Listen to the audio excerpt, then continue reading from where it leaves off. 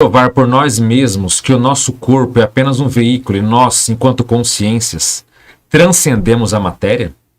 Para falar desses assuntos relacionados à vida e à vida após a morte, trouxemos aqui mais uma vez nosso convidado, Djalma.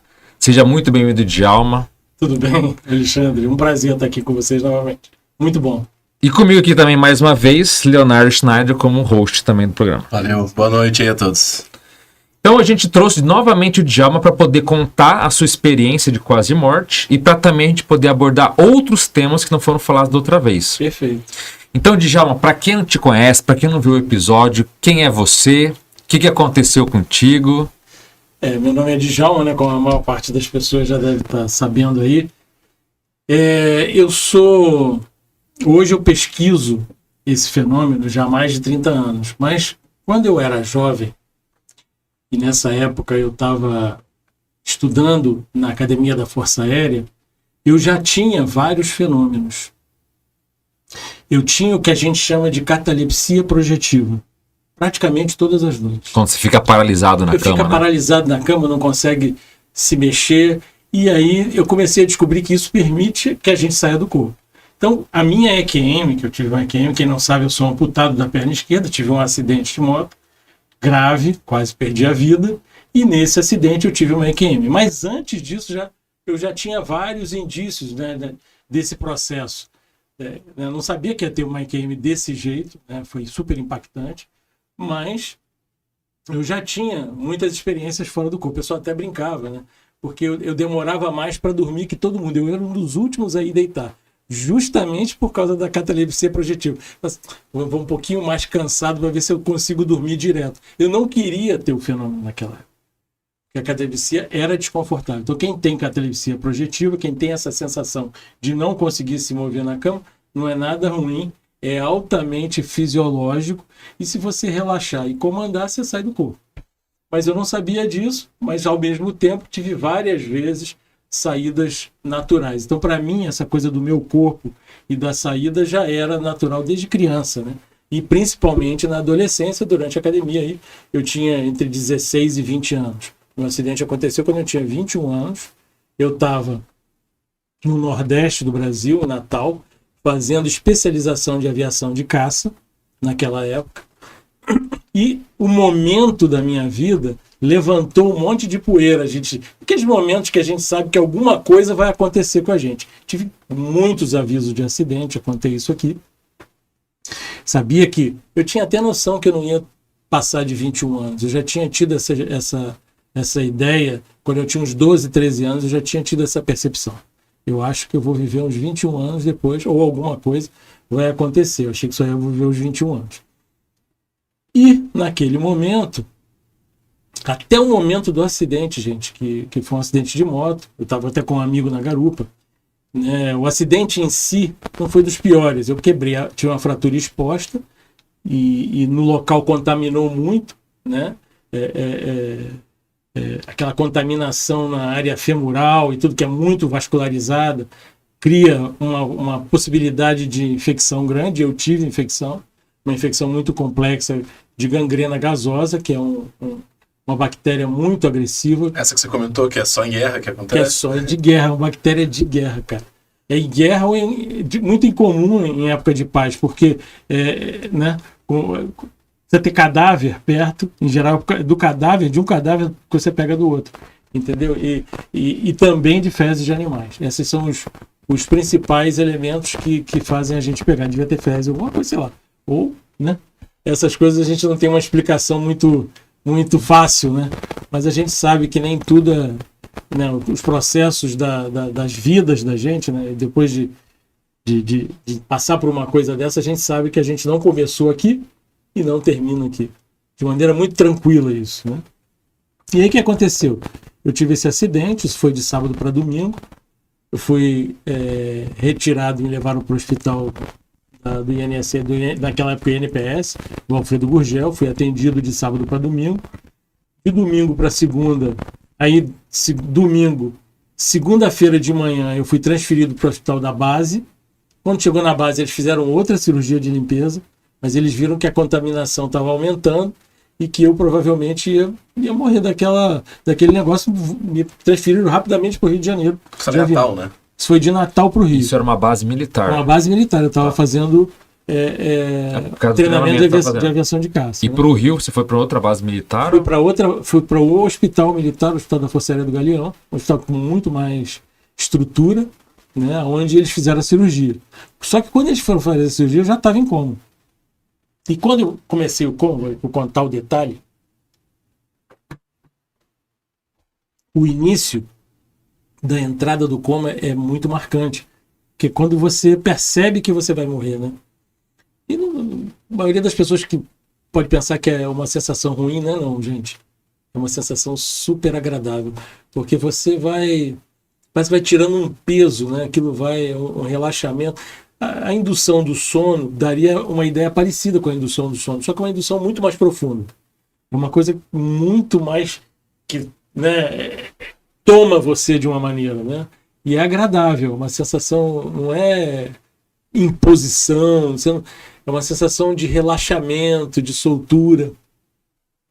E aí, naquele momento que você vai entrando naquele coma, eu entrei no coma, devia ser umas 11, mais ou menos, da manhã, e a minha cirurgia só aconteceu à noite. Quer dizer, né, eu sei disso até porque eu percebi coisas da minha própria cirurgia. E aí, entrei no coma, aquilo, você vai perdendo os sentidos aos poucos, como eu era da aviação de caça, e a gente estudou muito a medicina de aviação, eu sabia exatamente o que estava acontecendo comigo. A hipóxia cerebral diminui, você vai diminuindo a oxigenação cerebral, diminui a visão, aí você tem perda tátil, o tátil é das últimas coisas. Aí, quando você perde o contato auditivo, você perde o contato completamente com o ambiente. Aí eu perdi o contato com o ambiente, desconectei do ambiente. Quando você desconecta do ambiente, aí eu fiz aquele mergulho dentro da minha consciência. Não foi um mergulho para fora, não. Foi um mergulho para dentro. Esse mergulho para dentro me fez passar de novo toda a minha vida.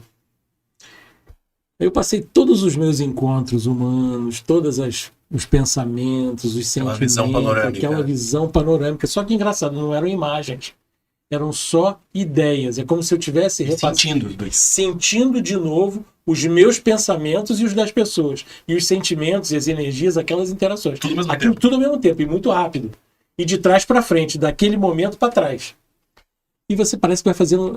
aquilo vai rodando e como se você estivesse fazendo um inventário, né? Você vai fazendo... cara, eu não aproveitei muito, né? Não levei muito a sério. A minha sensação assim, é que eu não tinha levado muito a sério a importância dos encontros humanos. Naquela hora, o meu jeito de pensar já estava meio diferente. Eu já não estava pensando como um humano normal pensa. Eu já estava pensando meio como um espírito. O que é isso? Eu já estava pensando na vida humana como uma oportunidade de evolução. E não como um passeio ou qualquer coisa assim. Ali já entrei nesse modo, né? Talvez por causa desse descolamento muito grande do corpo físico. Na mesma hora, a psique, né? De espírito sobrepujou na psique cerebral, vamos dizer assim. É uma visão mais ampliada das coisas. Uma visão muito mais ampliada, mais profunda, e de uma velocidade, de uma sagacidade muito grande. Então parece que aquilo expande, você sai de um certo restringimento. E eu fiquei muito...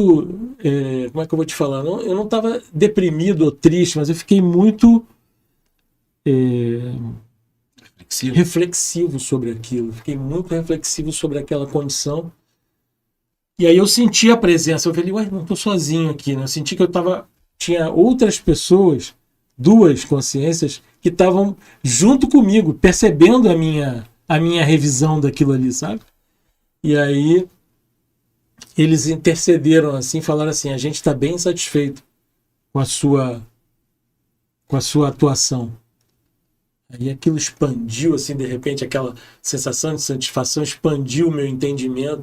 E aí a gente começou a interagir. Ele perguntou, você quer continuar vivo ou você quer seguir? Aí a única pergunta, né, era, se eu for lembrar disso aqui, eu quero voltar. Se não, você que me diz aí o que é melhor. Ele parecia bem mais lúcido que eu, né? Então Eu falei, se eu lembrar disso aqui, eu sei que vai fazer diferença para mim. Eu vou mudar, eu vou pensar minha vida... Voltar diferente. Vou pensar minha vida de uma maneira diferente. Ele falou, não, você vai lembrar, se você quiser. Então tá bom, quero voltar. Aí eu não lembro o que aconteceu nesse ínterim, me lembro do retorno. Aqui no mundo físico, passaram-se 18 horas. Djalma, antes de continuar do que passou quando você acordou, pra gente tentar ampliar um pouco mais o que aconteceu nesse período aí, né? Então você falou que aconteceu ali essa visão panorâmica de trás para frente, de frente para trás. Então você viu toda a tua vida, aquilo ali passando muito rápido, você muito mais inteligente, com uma visão ampliada, lembrando de todos os teus encontros, lembrando do que você sentia, do que você pensava em cada um desses encontros. Aquilo te gerou um nível de reflexão muito profundo sobre tudo que você tinha vivido. Exato. E aí você, com essa ampliação de consciência, você percebeu esse contato com outras consciências. Exato. Mas você não via a forma delas, você não... Cara, eu não via a forma. É como se não tivesse visão, é como se não tivesse nada disso, mas não fazia falta. A gente, uma coisa interessante isso, a gente está muito voltado para o nosso sentido da visão. Sim. E o sentido da visão comanda muito a atenção da gente nas coisas. Naquilo ali, o fato de não ter visão não faltava nada, pelo contrário, é como se o contato, uma espécie de tato consciencial, sabe? Esse contato que faz um contágio consciencial era impressionante, era profundo. Quando encostava, você encosta já na intimidade do outro, vem tudo em bloco. As percepções, elas são em bloco, e você processa as coisas em bloco. Uma outra forma completamente diferente de perceber as coisas, né? É uma outra forma muito diferente de perceber as coisas. O tempo, ele é relativo nisso aí, sabe? A sensação que tem é que o tempo não está passando, parece que não tem tempo ali. E né? quando você comentou com essas duas consciências que você falou, se for para eu lembrar disso aqui, eu quero voltar. Sim. E o que exatamente você queria lembrar? É dessa visão panorâmica, desse diálogo que você teve com essas consciências? Da visão panorâmica daquele estado. Eu queria lembrar aquilo, estado que eu estava naquela hora, e depois que eu refleti daquele negócio todo. Vou lembrar disso aqui? Se eu lembrar, estou feliz. Eu só quero lembrar lá embaixo desse estado, entendeu? Do nível de consciência ampliada que você tinha naquele momento. Exato. E você tinha noção que se você lembrasse daquilo, aquilo ia mudar a tua vida completamente dali pra frente. Exato, porque se eu tivesse que começar a vida do início, eu sabia que eu ia ter que reconquistar aquele estado. E eu já tinha chegado naquele estado, se eu pudesse voltar... Você tinha uma nova referência, Eu tinha uma nova referência, coisa que... A dificuldade de um espírito que vem para o plano físico, né, que reencarna ou que ressoma, como a gente fala na Conscienciologia, a dificuldade dele é justamente isso, é porque o restringimento cerebral, que é uma bênção também por um outro lado, sabe, ele torna as variáveis muito mais complexas, então isso dificulta. Você não sabe para que lado muito que você vai se desenvolver. Você não sabe se a sua paragenética ou o que você quer que tenha, vamos dizer assim, força, vai ter força realmente. Apesar de você se preparar, de você colocar energia naquilo, não necessariamente isso vai acontecer desse jeito. Aí você vai ter mesologia, tem um monte, o cérebro físico, ele é muito forte, ele tem as suas necessidades, o corpo físico, o corpo humano, ele tem uma série de demandas que pressionam a nossa percepção ou impedem que a gente seja realmente quem a gente é. Naquela hora, eu era quem eu sou. E o que você falou de em muitos casos ser uma bênção é porque justamente a pessoa que de repente de lá veio muito perturbada, esse restringimento equilibra ela, né? Exatamente. O restringimento equilibra. Para muita gente, estar no cérebro físico é um estado melhor do que estar fora dele, por um tempo. Mas isso vai indo, a evolução vem, a pessoa vai se pacificando, vai crescendo, vai ampliando, vai melhorando suas condições todas, né? Amadurecendo. e aí isso vai tendo uma condição melhor. Porque no extrafísico as coisas são muito mais instáveis também, né? Então é muito mais difícil você superar essa perturbação no extrafísico, né? Você vir para casa... É impossível de superar essa perturbação. O amadurecimento acontece, o assentamento do amadurecimento acontece na vida intrafísica. Tá, mas e aí você tava nessa condição que você não tava vendo muito bem, Perfeito. mas e aí? Como é que procedeu depois disso? Cara, depois disso que aconteceu? Eu não sei bem, porque eu não lembro o que aconteceu no meio, mas eu imagino que deva ter acontecido um monte de coisa que eu não lembro. Agora, na volta, eu estava num estado muito mais ampliado do que esse que eu estou falando para você. Mas você estava no corpo ou você estava fora dele? Estava fora dele. Fora dele. Ainda fora dele, quando eu lembro do retorno, eu estava aí sim, eu estava num estado de expansão muito maior. Um estado de expansão assim que o povo como costuma dizer, nirvânico mesmo. Sabe, aquela coisa assim. E aí, vim reduzindo. É uma sensação não muito agradável, esse restringimento. Parece que dá um afunilamento. Você vai focando. É um negócio grandão que vai se focando. Aí, de repente, o meu foco era o planeta Terra. Mas antes disso era muito mais o planeta Terra, como cosmos. Mas o cosmos, a gente não pensa no cosmos físico. Não, é o cosmos multidimensional, que é um troço, né, impactante. Assim, é um negócio que dá um afogamento mental. Hein, Djalma, quando você vai relatar uma experiência dessa, a gente sabe o quão desafiador é colocar em palavras uma experiência dessa, né? Você não consegue traduzir isso de uma forma fidedigna ao que você viveu, né? Mas assim, tentando colocar numa cronologia ali, que o tempo também é muito diferente, né? Mas assim, você estava lá passando por todo esse processo, teve contato com essas duas consciências que te deram a opção de voltar ou não, e aí você então optou por voltar porque eles te falaram que você iria recordar, né, de toda essa experiência. E aí foi nisso que expandiu mais e você começou a voltar. Cara, eu vou te falar, eu fiquei 18 horas em coma e eu devo lembrar de, se for 5 minutos é muito.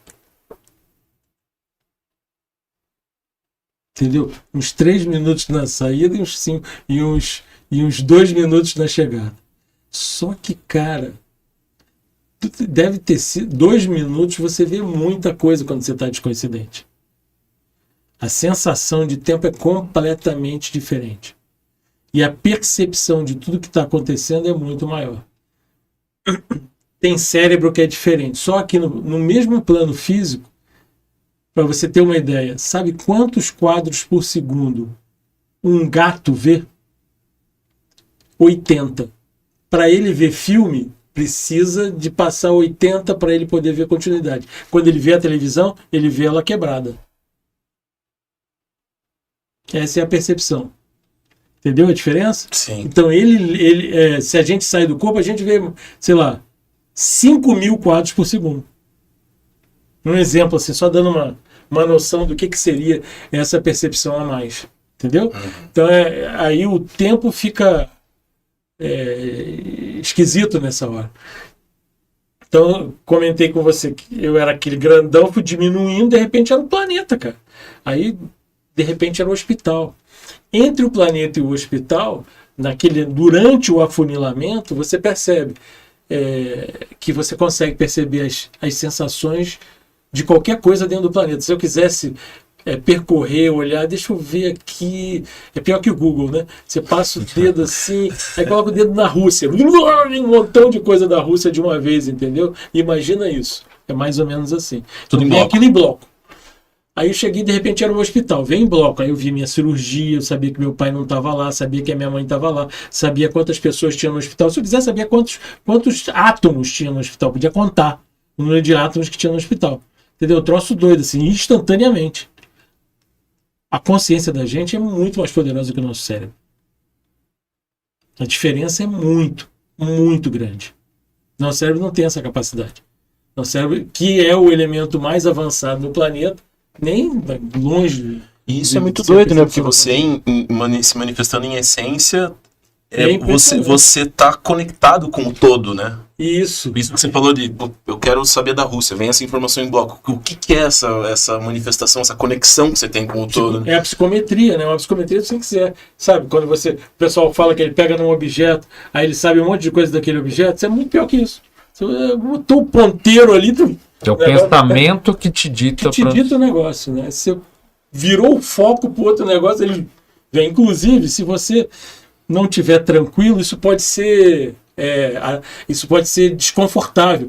Se você bobear um pouquinho mais olhando para o negócio, aquilo vem muita informação que você não queria também. Entendeu? Então você tem que ir muito tranquilo. Agora, a paz interna ela é estrutural para você segurar aquilo ali, senão... Agora um detalhe, quando você falou que você viu sua cirurgia, ela estava ocorrendo ou ela tinha acontecido? Já tinha acontecido. Você pega o holopensene, você vê tudo o negócio. E eu vi tudo, mas não é que eu vi imagem. Mas eu sabia o que tinha acontecido, sabia que as pessoas tinham discutido, o que tinha discutido, sabia que minha mãe tinha assinado para mim, para coisar e que ela tinha ficado com aquele sentimento. É o rastro que fica de tudo. Você já pega o negócio com o resultado inteiro. Então você já voltou, quando você acordou, você já sabia que você tinha passado pela cirurgia. E você externalizou isso ou não? Sabia, eu falei por coisa, eu sabia que eu tinha passado pela cirurgia, o que tinha acontecido, eu sabia tudo. Uhum. Externalizei isso pro coitado do Barreiros. O enfermeiro, eu gosto muito dele. Mas o Barreiros tomou um impacto na hora lá. Ele achou até que, na cabeça dele, ele achou que eu devia ter acordado antes e alguém já devia ter me contado. Como é que pode você voltar sabendo? Eu podia saber. Eu já sabia até o ramal da minha mãe. Esse cara já acordou, pô. Eu que não tô sabendo, não me falaram. Essa foi a explicação que ele deu pro cérebro dele ficar tranquilo. Senão não tinha como saber tudo aquilo. Né? E eu tranquilo, né? Uma paz, assim, a paz assustadora para quem está do lado de fora. Para quem está do lado de fora. Incompreensível, né? Incompreensível para quem está do lado de fora. Eu não podia nem falar muito disso, né? Era uma coisa que não cabia muito. Naquela época as pessoas tinham mais problemas se você falasse muito que tinha tido isso, aquilo, você ia pensar que você pirou. E eu, tranquilo demais, pensou, não, isso que agora... Inclusive, se a gente for olhar, né, dentro das próprias experiências de quase morte, um traço que é marcante de todas elas é esse sentimento de pacificação íntima. Porque a pessoa diz assim, não, mas como é que eu como é que é eu morrer? A pessoa fala, olha, é a experiência mais impressionante. Muitos falam até a palavra amor, no sentido de que a gente entende como fraternidade. Não, é amor mesmo, o amor. É um afeto incondicional. Isso, incondicional para todos. Você dá beijo em escorpião. É isso aí. Exato, que nada perturba, E o pessoal fala assim, mas como é que pode alguém estar numa situação que às vezes do cérebro era para estar desligado, ela tem uma emoção que ela nunca teve uma intensidade dessa. E foi o que você, só que o teu também foi diferente nesse sentido, né? Como é que durou essa questão? Cara, durou, bicho. Foi engraçado que eu acho que isso daí já foi assim. Eles já deram uma dose compatível com o que eu ia ter que enfrentar em relação ao atendimento aos credores. Desculpa, porque na IQM em si, ele é muito forte durante o estado fora do corpo. No teu caso, é um diferencial, porque ultrapassou isso. Durou muito tempo, cara. Eu fiquei... Eu até, durante um tempo, eu fiquei achando que eu estava em descoincidência do mental sono, como se fosse isso, entendeu? Eu fiquei com uma coisa assim, era uma sabedoria, era um troço assim, eu recuperei alguma coisa daquela época, eu fiquei meio... numa tranquilidade, o cara falava assim, vai, cara, tá caindo o mundo, não sei o que lá. Eu falei, tá, legal, beleza, vai ficar tranquilo, vai dar tudo certo. Não, o médico me levava para dentro do... Eu fiz 9 cirurgias em emergência. Tive vários sangramentos e eu passei muito perto da morte várias vezes durante esse processo e as equipes sofriam com isso, né? E quando me levava para as cirurgias de emergência, eles não me apagavam logo, né? O médico me levava até lá dentro e botava na coisa e tal, não sei o que lá.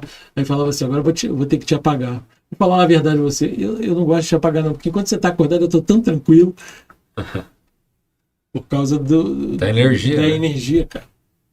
Entendeu? Aí eu falei para ele assim, mas quando você não sabe que quando eu estou apagado eu estou melhor ainda do que quando eu estou acordado. Você devia ficar tranquilo que eu tô apagado aqui.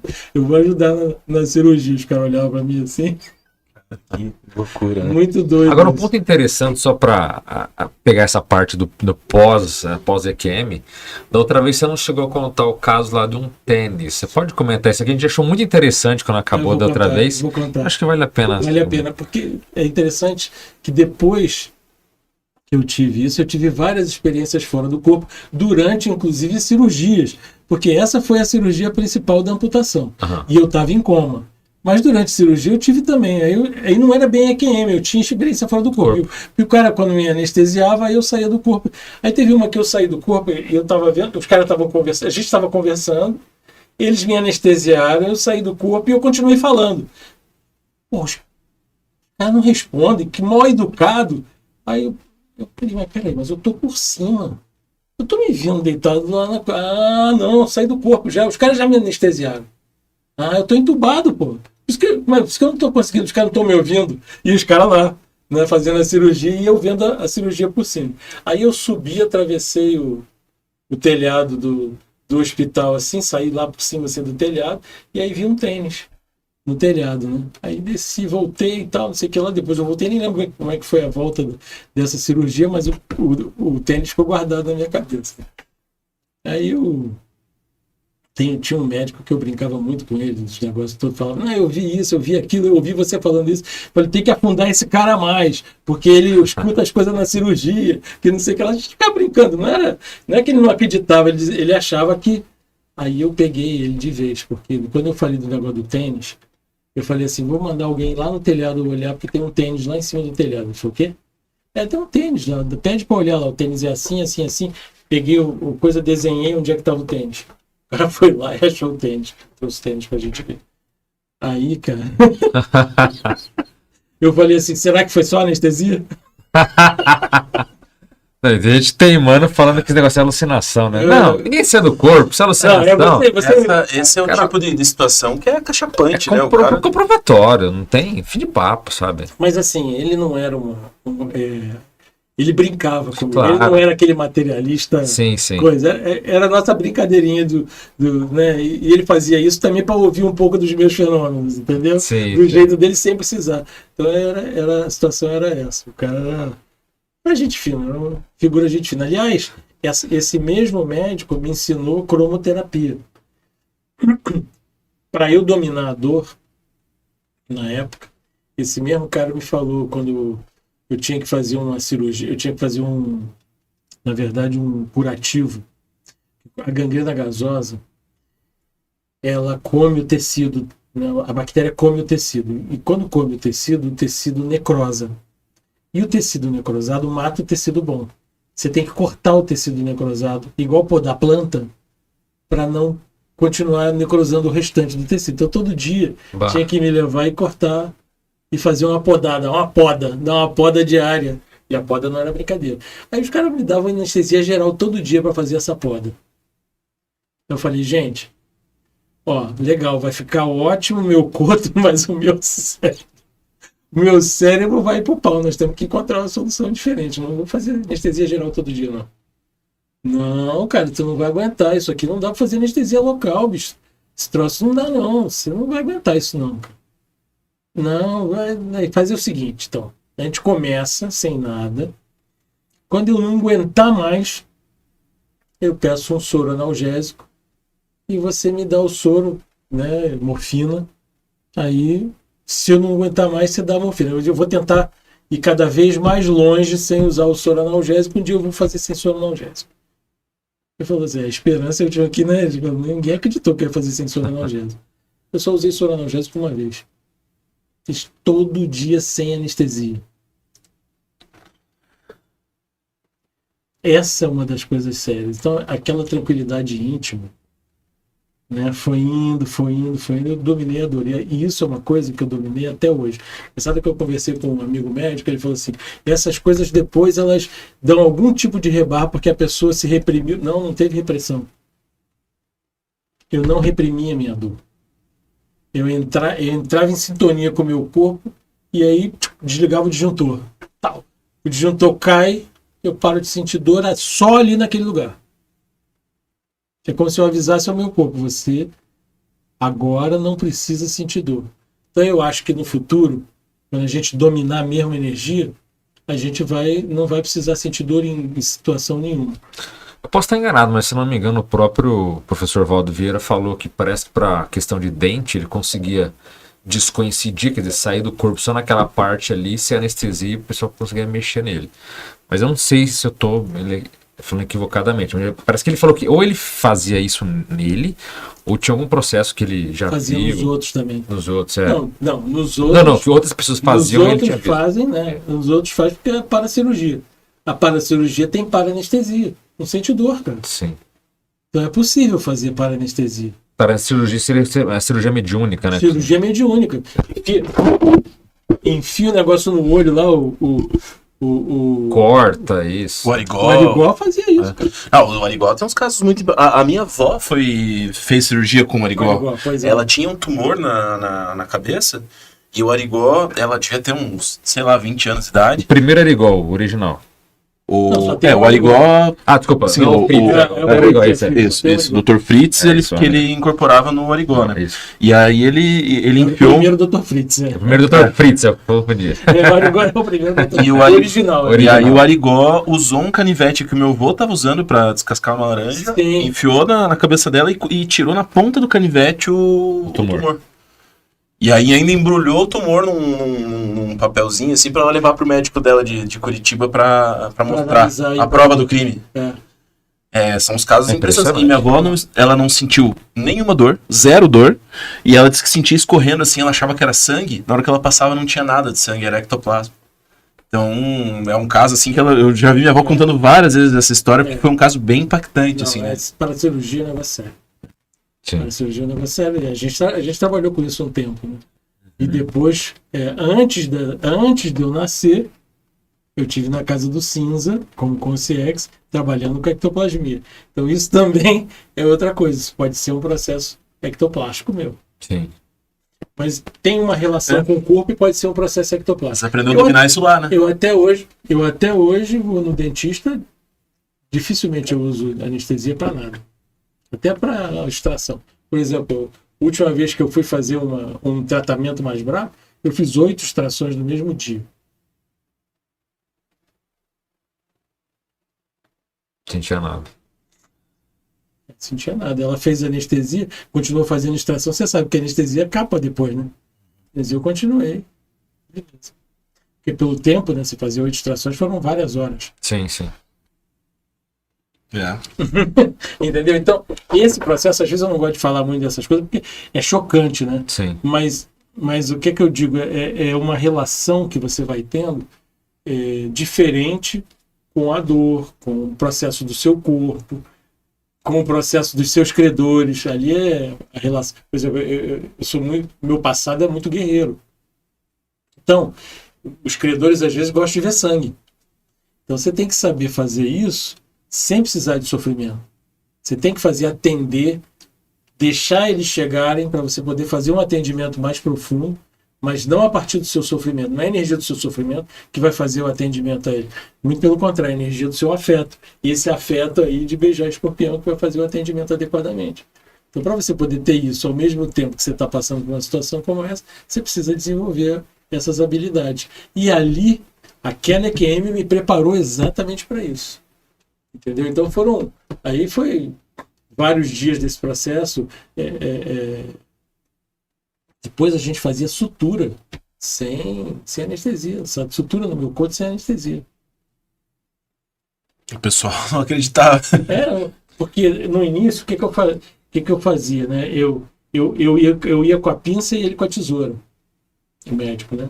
Eu ia com a pinça e ele com a tesoura. Ele ia cortando, eu ia puxando e ele ia cortando. Você mesmo? Eu com a pinça, porque eu sentia, né? Eu sentia a minha pele, onde é que está viva e onde é que não está. Quando eu apertava, via que estava morta, eu já puxava e ele cortava. Se eu apertasse, está viva, não, aqui não. Aqui. É muito melhor isso, porque ele não sabe o que é vivo e o que é morto. Ele acha, Claro. ele vai olhar visualmente, às vezes visualmente não é a melhor maneira. Entendeu? Então eu sensoriamente. Então eu diminuí a dor, mas não acabei completamente com o tato. Olha que interessante. Eu continuava sentindo, mas sem sentir dor. E me diga uma coisa, Djalma, no caso das experiências de quase morte, muitos relatam que eles voltam com algum tipo de parapsiquismo, quer dizer, uma sensibilidade maior, às vezes algum fenômeno específico começa a desenvolver. No teu caso, essa experiência foi marcante em vários sentidos. Mas você já tinha fenômenos antes, mas teve algum diferencial depois disso tudo para melhor ou para pior? Teve. Principalmente esse processo da expansão que me deu, aquilo laceou a minha cabeça. Então eu fiquei... A palavra mais inteligente não é a melhor, mas eu fiquei com mais sabedoria. Entendeu? Com uma aplicação da minha inteligência, com discernimento maior, uma visão das coisas melhor. Isso foi muito sério. E aí isso foi aumentando também ao longo da vida. Entende? Aí aquilo se incorporou como uma segunda natureza minha. É como se aquele estado chegasse a um ponto que eu conseguisse agora fazer ele com mais facilidade. Eu estou mais perto daquele estado hoje do que eu estava naquela época. Ô, Djalma. Entende? Da reprodução daquele estado. Uma coisa que chama atenção no teu relato também, que assim, o Alexandre já viu muito mais relato que eu, assim, mas a sensação que eu tenho de alguns relatos, e isso serve para muita coisa na nossa vida quando a gente tem uma extrapolação, assim, por exemplo, vai participar de um curso muito bom, aí a gente volta, agora eu vou mudar minha vida, vou fazer muita coisa, daí você consegue sustentar aquilo por uma semana, 2 semanas, daqui a pouco tua vida entra na normalidade, você volta para aquele padrão que você estava antes, né? Volta a ser abóbora que a gente brinca, né? E muitos desses relatos de Cambridge, a gente percebe que acontece isso também. A pessoa tem uma expansão de consciência lá, mas parece que o tempo vai passando, ela vai perdendo aquilo vai se diminuindo até ela voltar ao que ela era antes. E aí, aos poucos, ela tem que revisitar aquela experiência para ganhar um... E no teu relato não parece que você perdeu isso, sabe? Eu perdi, mas eu ganhei o caminho disso. Que é assim, uma coisa é a extrapolação pela extrapolação. E outra coisa é quando que alguém mostra para você assim, ó, tá vendo isso aqui? Essa é a referência. Pode chegar essa referência, você pode chegar aqui. Aí aquilo, talvez pelo meu temperamento, eu nunca mais larguei o osso. Exato. Esse eu acho que é o ponto, né? Porque aí a pessoa, quando ela não tem uma motivação, talvez uma determinação tão forte quanto a tua, ela vai ficando com preguiça, daqui a pouco tá na normalidade. Mas parece que você botou aquilo como um norte na tua vida e sempre perseguiu aquilo, né? Eu vou te falar uma coisa assim, eu acho que serenão, né? A gente falou de serenão é aquela consciência bem avançada, né? Eu acho que é o maior sedutor do planeta é o serenão. Vou te explicar por quê. Mas é uma sedução consciencial muito cosmoética. Por quê? Ele mostra para você um estado consciencial que você passa a ser o seu foco, seu objetivo. Eu quero aquilo ali. Entendeu? Então, para mim, não sei se aquelas 2 consciências que estavam lá eram serenonas, mas com certeza tinha energia de serenão envolvida naquilo ali, sabe? Aquela energia dessa pacificação íntima desse troço. Então, isso é uma coisa que mobiliza você, que faz você querer. Então, se eu tiver, isso vira um valor. Então, por exemplo, você quer, você vai ganhar muito dinheiro. Olha, mexe comigo, mas não mexe muito. Você vai dizer assim, cara, você vai conseguir melhor esse estado espiritual que você conseguiu aí. Falei, opa, aonde? Como é que faz? Mas isso eu acho que são qualidades tuas ou de quem passa, porque tem muitas pessoas, por exemplo, que elas apenas ficam mais idólatras, por exemplo. Ou uma pessoa que é materialista, ela fala, mesmo uma pessoa que é materialista, para ela não existe nada ali na matéria. Aí, de repente, ela sai de um corpo, tem um turno de luz, enquanto o ser de luz, que ela fala, cara, aí tudo para ela vira uma adoração, né? Vira um processo de... Aí é como ele vai conseguir fazer o cérebro dele processar e entender aquilo ali, que também não é fácil. Porque, às vezes, para o materialista passar a ter essa outra visão, para ele é bom, às vezes. Mas, lógico que não. É ótimo. É ótimo. Isso tudo é uma evolução positiva, a gente pode dizer. Mas o que eu quero dizer é assim, cada um vai ter um jeito de processar aquele processo. Isso. Você tem aquele impacto, que é um impacto que gera na sua cabeça, e aí como é que você assenta isso depois dentro de você? E essa condição é que é diferente para cada um. Para mim era melhor, por quê? Porque eu já tinha uma certa experiência com esse negócio. Então, Quando aumentou isso só acelerou o meu processo. Claro, exatamente.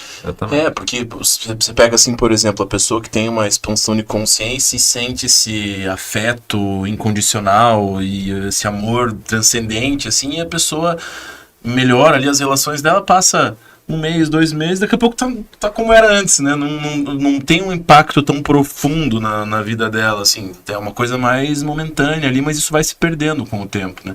Mas aí eu acho que isso pode ter relação também com o nível de profundidade que você conseguiu alcançar durante a experiência também, né? Ou do nível das consciências que estavam ali com você, como isso repercutiu em você. Perfeito. Isso tem algumas coisas. Devo muito ao professor Valdo. Por quê? Porque o Valdo tem isso. O Valdo puxa isso. O Valdo, né? Então, devo muito a ele o amadurecimento da minha visão e da minha interpretação e do meu aproveitamento do meu fenômeno. Isso, com certeza, devo a ele. Por causa da experiência, né? Nada como uma pessoa mais experiente com a outra menos, né? Ajuda demais. Então, essa é uma das questões. A outra questão são os amparadores. Aquilo passa a ser uma referência, um elo de ligação, um botão que quando você toca, que você perguntou, você toca naquele botão, o negócio todo aciona. Se a gente começa a falar disso, muda tudo. O campo muda, as energias mudam. A plateia que vem é uma plateia específica. Isso é impressionante. A Equipex, ela se faz presente quando evoca isso. Ali é a hora, né? Eles se fazem presente inevitavelmente nessa hora. E isso é uma coisa que ajuda também. A gente não faz nada sozinho, cara. Outro ponto, assim, que eu acho que vale a pena explorar um pouco, assim, é o seguinte, né? Que nem você comentou que você, antes dessa experiência, você tinha algumas experiências, mas, assim, muito pouco comparado com o que foi a EQM para você, Sem né? dúvida. E talvez uma coisa que faça muita diferença nisso que o Alexandre trouxe de como que a pessoa vai interpretar aquilo dali para frente é o grupo que ela tá, né? Porque às vezes você tem aquela experiência, você tem aquela expansão, mas aí você volta para aquele restringimento do cérebro físico, do teu corpo. Aí você vai se aconselhar com uma pessoa que não faz ideia o que é aquele fenômeno, aí você já começa a distorcer aquele fenômeno, você começa a dar uma interpretação um pouco diferente. Você falou tudo. Logo que eu montei desse negócio, se eu fosse conversar com o médico, ele dizia assim, pô, você despersonalizou, cara. Não, os médicos não faziam isso comigo porque já me conheciam. Os médicos que me conheciam. O que não conhecia, falaram assim, acho que você tem que procurar um psiquiatra. Mas você tá ótimo, mas procura um psiquiatra, né? Quem sabe você resolve esse seu problema. Ou então, eu fui, por exemplo, na expansão da consciência, vou procurar gente que já falava disso. Aí você vai lá, os caras é guru, o negócio... Aí, pô, pra mim não encaixava. Não é isso que eu quero. Eu quero analisar esse negócio com o pé no chão. Primeira pessoa que eu encontrei que analisava isso com o pé no chão foi o professor Valdo. Isso faz muita diferença, né? Aí eu falei, por isso que eu falei da gratidão. Mas aí você reconhece por outras questões também. E aí a proximidade do grupo ajuda muito, porque você tem com quem você discutir. Pessoas que estão buscando a mesma coisa que você, no sentido de autoevolução, no sentido de intermissibilidade. Aí isso faz toda a diferença. Aí você começa a trabalhar direto com isso, né? Isso faz toda a diferença. Que é o que eu te falei. Como é que é o negócio que eu tenho que fazer para poder manter esse estado aqui? Então, beleza. O cara é aluno de medicina, aí ele passa por uma experiência dessa, daí ele conversa com todos os professores dele, todos os professores falam, não, você está alucinando, você tem que ir para um psiquiatra e tal. Daqui a pouco a pessoa começa a acreditar nisso e fala, não, eu tive um bem-estar lá, tive uma experiência, mas acho que vou me entupir de remédio. Tá bom. E beleza. Então a diferença que esses encontros e o contato, as companhias que você tem, né? A diferença que isso faz. Mas tem, se bem que também o Eben Alexander, que foi um grande neurocirurgião aí do mundo, ele escreveu até um livro, né, sobre EQM, que é a prova do céu. O cara de renome internacional, e ele, como especialista do cérebro, ele teve a EQM e falou, não, isso aqui não é cerebral, né? Então, quando a pessoa também entende muito, ela também tem um know-how para dizer assim, existe essa realidade. Não adianta tentar dizer que esse negócio porque... E a bactéria que ele teve, depois que ele voltou, ele alucinou um bom tempo, até que... Mas, enfim, é um caso específico também. Mas, falando em grupo, Djalma, o que a gente pode falar sobre programação existencial, ou seja, missão de vida, propósito? Por quê? Você falou que tinha uma ideia que você não ia passar dos 21. Sim. No teu caso, você supõe que todo esse EQM que vem depois já foi, vamos dizer assim, até certo ponto preparado por você nessa vida? Ou foi um acidente que não era para ter acontecido? Como é que você enxerga tudo isso aí? Esse acidente, ele tinha que acontecer de algum jeito. Era um momento, a gente vai falar de Proex, mas era um momento de atendimento aos meus credores. Eu precisava reunir tudo isso, né? Reunir essa turma toda no meu melhor estado atual, que essa vida é o meu melhor estado atual, que é o que eu tenho de melhor ao longo das minhas vidas, para poder fazer esse atendimento. Como é que eu ia me sair disso? É diferente. Por exemplo, o professor Valdo diz que eu não precisava ter perdido a perna. É real. Eu acho também que ele está certo. Eu não precisava ter perdido a perna. Perdi por uma condição afetiva. O que tem a ver uma condição afetiva com isso? A relação que eu tinha com uma consciência em especial, que eu tinha uma ligação muito forte desde a minha vida crítica. Essa consciência já foi transmigrada. Então, essa relação, às vezes a gente quer ir até as últimas consequências para fazer alguma coisa e custa mais caro. Mas eu não me arrependo, não. Não é um arrependimento, eu poderia sair mais inteiro, mas eu acho que vale a pena às vezes a gente tentar mais, mesmo que eu estava errado dentro desse meu processo. E talvez eu tenha errado por imaturidade, né? Uma imaturidade afetiva, vamos dizer assim. Mas, como diz o Valdo, você tinha condição de sair inteiro e não ter nada e sair... Tinha toda a condição disso. Isso daí é uma besteira tua. Isso aí foi... Você passou da conta. Ele falou, e é real. Eu admito que sim. Naquela época ele falou para mim a primeira vez, ele tá louco, eu não tinha de jeito nenhum condição de sair e tal, mas agora eu consigo admitir na medida em que eu me aprofundei mais nas visões da minha vida crítica, do atendimento que era, as consciências todas que você tem e a minha relação emocional com tudo isso. Aí isso faz muita diferença como a gente sai daquilo ali. O custo emocional que aquilo teve para mim. Entendeu? Então isso foi esse processo. Apesar de todas essas coisas, tem uma relação forte ali, parapsíquica dentro daquele processo. E a coisa mais séria é o mecanismo parapsíquico, dentro da minha proexis. Tem relação com o parapsiquismo. Então eu precisava mexer fundamentalmente com o parapsiquismo. Mas aí quando você fala que o acidente, a perda da perna, toda essa situação, ela tinha a ver com resgate de credores que você tinha, então, né? Do teu passado. Não tanto a perda da perna.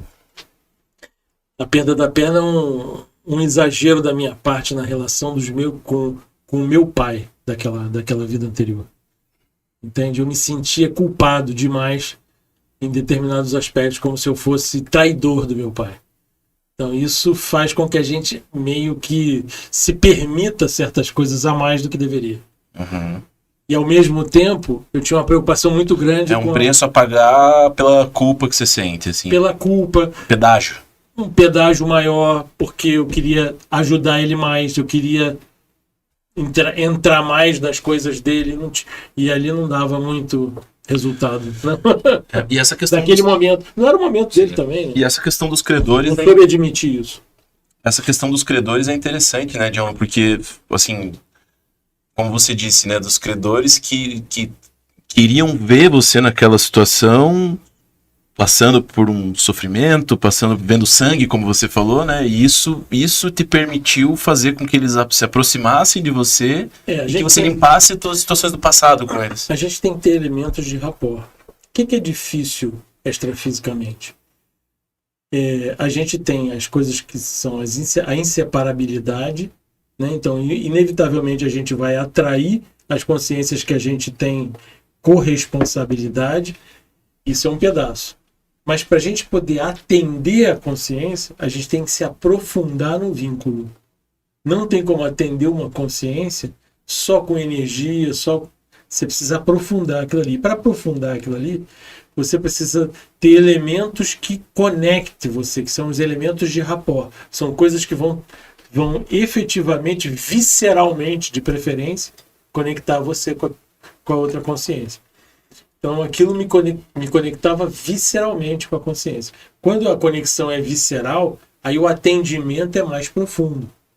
Quando o atendimento é profundo, mesmo que você seja o algoz e às vezes aquela consciência vítima, às vezes você sai até a maior dentro desse processo. Não sei se você está me entendendo. Aí aquilo cria uma massa crítica interassistencial. É isso que aconteceu. Ao longo desses anos eu venho fazendo mais esse atendimento, vou ficando mais especialista, principalmente nessa área. A vida crítica, pra você ter uma ideia, numa batalha morreram mais de 70 mil pessoas, numa batalha. E isso daí, essa batalha foi vencida por um diferencial parapsíquico, pelo domínio parapsíquico do ambiente. Entende? Ali foi o domínio, ali foi uma condição em que o acoplamento daquelas consciências obnubilou todas as outras e a gente venceu com a diferença 5-1, 6-1 de soldados. 1 para cada 5, cada 6 ou 5 ou 6.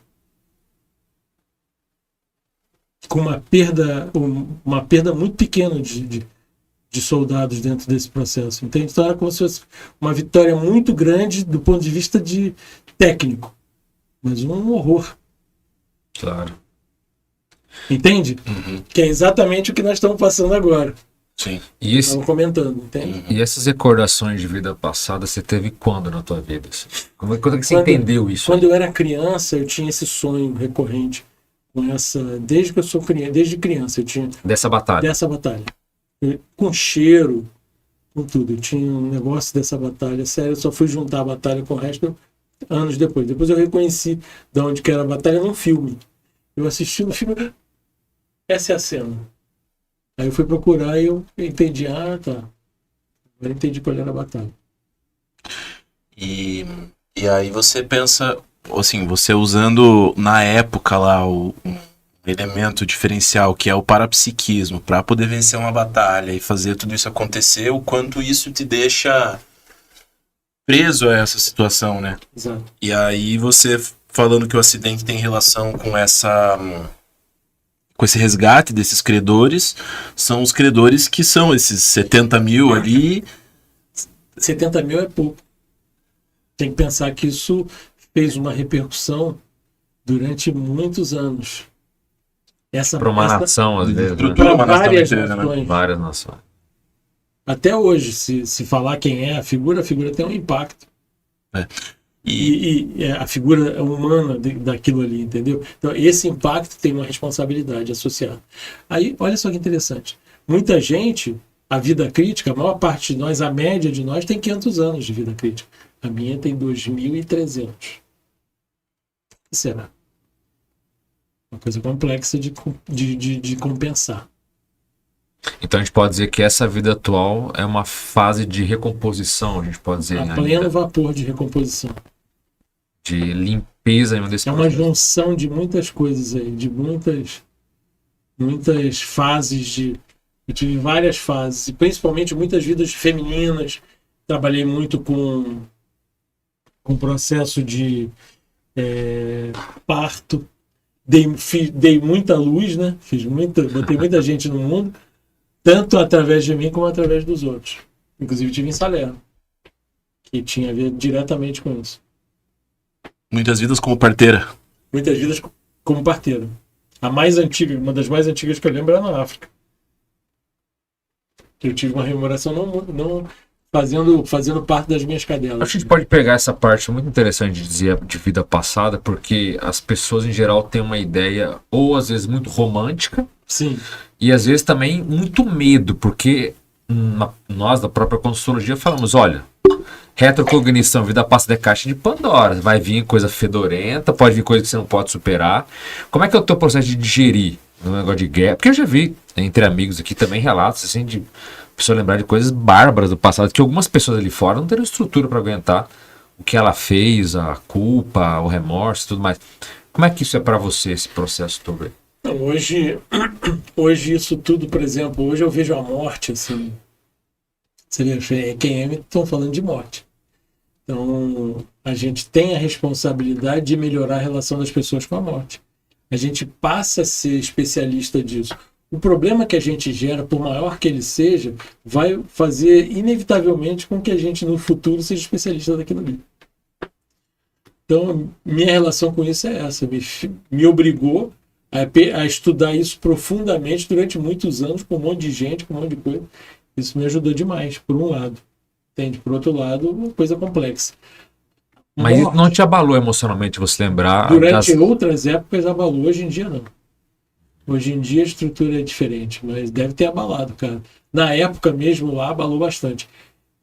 O pessoal não entende por que é que certas coisas aconteceram depois, mas foi o primeiro abalo. Esse abalo e essa saturação fez a minha vida ficar crítica. A partir dali virou uma vida crítica. Agora, o que é interessante é que a minha cabeça não era muito diferente da minha cabeça de hoje. Agora, meu espírito é. Os valores, as coisas assim é. Mas a minha cabeça, eu consigo reconhecer coisas assim. É o temperamento, né? Uhum. Coisas assim bem similares. Bem similares. Essa coisa da determinação era muito forte naquela época. 2.300 anos depois, você vê... Continua determinado. Continua determinado e com valores muito mais saudáveis. Né? E mudou muito a forma, né, de se relacionar com as coisas. Isso mudou muito. Como é que você faz esse tipo de análise de memória de vida passada? Você evoca conscientemente? Isso vem espontaneamente numa experiência fora do corpo? Você tem uma técnica específica? Como é que é o teu caso? Excelente pergunta. O que aconteceu comigo é assim. Primeira vez que eu perguntei isso para o Valdo falou assim, não. Eu falei, qual vida que eu deveria pesquisar? O professor Valdo falou, período intermissivo, João. Pô, período intermissivo eu não consigo achar na biblioteca. Período entre vidas, né? Período entre vidas. E o último. Você tem que estudar o último período intermissivo. Descobri por quê. Depois que eu fui para Uberaba, que ele estava querendo que eu lembrasse que eu tinha sido espírito comunicante. Mas dele, inclusive. E aí, isso me ajudaria demais. Melhor maneira de se lembrar das vidas passadas é a partir do período intermissivo. O que é isso? Se eu lembrar diretamente de uma vida, eu estou tentando recuperar alguma coisa de um cérebro que eu tive naquela época. Certo. Certo? Me interessa lembrar com o meu paracérebro de ontem. O que aconteceu naquela vida. É bem mais inteligente isso. Ali eu tenho a essência. A visão de conjunto do negócio. Uma visão de conjunto completamente diferente. E isso traz um entendimento diferente. Então, por exemplo, quando eu tenho algumas personalidades, né? Eu tenho assim várias personalidades identificadas, mas 3 muito bem identificadas: a da minha vida crítica, a última vida e a penúltima. Eu vou comentar quem é, mas assim, quem são, algumas são conhecidas, mas assim, por quê que eu tenho isso bem identificado? Porque isso está dentro de um contexto só. Quando você lembra de um negócio solto, beleza, pega aquilo ali, um pedacinho do seu quebra-cabeça. Então você vai lá e guarda aquilo ali. E não se preocupa muito. Tem gente que quer pegar aquele negócio e ficar, calma, guarda aquilo ali, bota no seu arquivo e deixa ele quietinho lá. Daqui a pouco vem um outro pedacinho. Você guarda outro pedacinho. E os anos vão passando, os pedacinhos vão aumentando. Então foi 30 anos de pedacinho, eu não conseguia fazer um negócio. Chegou um determinado momento, aquilo deu uma cristalizada. O que acontece? Os pedaços se conectam. Quando isso acontece, aí você entrou num outro estágio desse processo, onde você começa a ter uma lógica. Aí essa lógica faz sentido com o que você está fazendo hoje. O entendimento da sua proexis fica mais profundo. Uhum. O que eu estou fazendo hoje que tem relação com todas essas vidas? Com tudo, né? Com tudo. E aí, a melhor vida, o melhor momento para lembrar é a última intermissão, e a melhor vida para lembrar é a última, porque na última vida também contém muita coisa das suas últimas vidas. Claro. Então, se fosse pela lógica, tente buscar por esse caminho. E realmente, na minha última vida, tem indício de todas as outras vidas que eu reconheci. Olha só. Impressionante. O fato também, acho que da última vida, por não ser algo tão antigo, já tem mais informação, já tem mais, até às vezes, o processo em volta, que é todo o contexto. Então, e aí realmente faz muito sentido. Faz muito sentido. Mais do que saber se a pessoa foi lá no Egito, uma coisa muito antiga. Que aí a pessoa quer saber se ela foi. A maioria quer saber se foi Napoleão, Maria Antonieta, se foi Ramsés II, né? O povo quer saber isso aí. Você vê qual é a intenção disso, né? Por que a pessoa quer descobrir se foi uma personalidade? Qual o intuito, né? Ela quer ter essa informação? É uma maturidade só, não é tão ruim,